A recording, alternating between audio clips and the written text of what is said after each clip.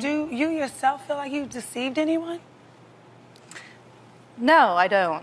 I mean, I think, don't we all have the right to be exactly who we are?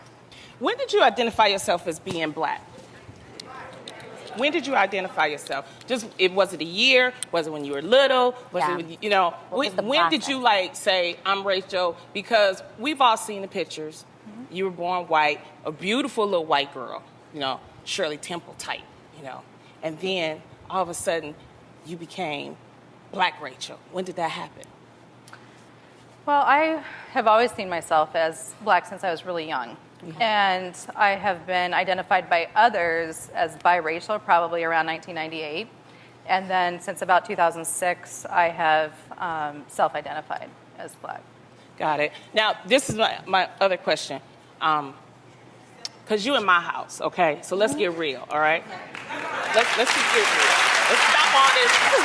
We're just trying to figure this out so that people understand where you're coming from. Because there were some people that felt that you never identified yourself as white. So, like when you went to Howard University, some people felt like they never knew you were white, you were black. And so they felt like maybe the scholarship or when you got admitted to Howard, that took an opportunity from a black woman. So that's why a lot of people, it's like you can identify because you're beautiful, but we're trying to understand why in some instances you never told people that you were white. Yeah.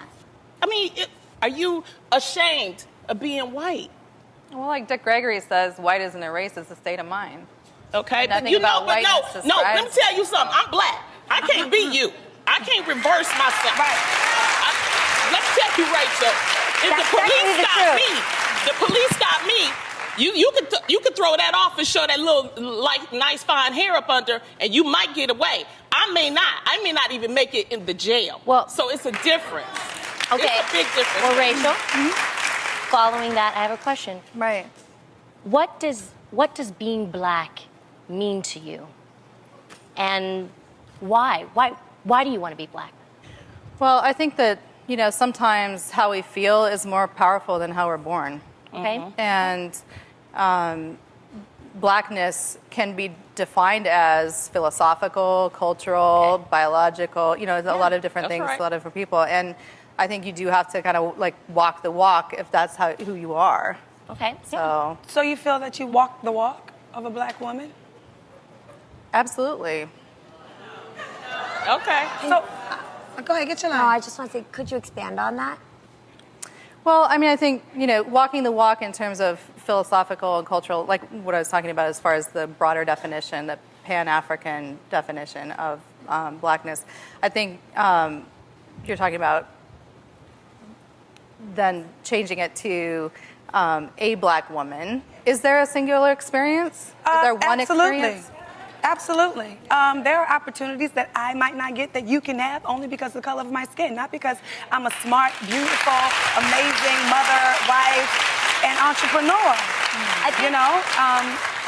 Even as successful as I am now, there are lots of doors that I can't walk into that you can definitely walk into. So I just really want to know, have you ever experienced anything like that? The police marked black on my traffic tickets. Wait, they what? They what? No, I want to hear that because I'm interested. You get the B, the W, or the U. The W is for white, the U is for unidentifiable, the B is for black. So it's all based on, the police don't, when they pull you over, they don't say, are you black, are you white? They identify you. Now, okay, you have compared your journey to Caitlyn Jenner's journey. So, you said there are similarities and there are differences, and you said that you felt like people treat Caitlyn, they're accepting to her, but they're not accepting to you. Why do you think that? Well, I certainly applaud Caitlyn for discovering herself. Mm-hmm.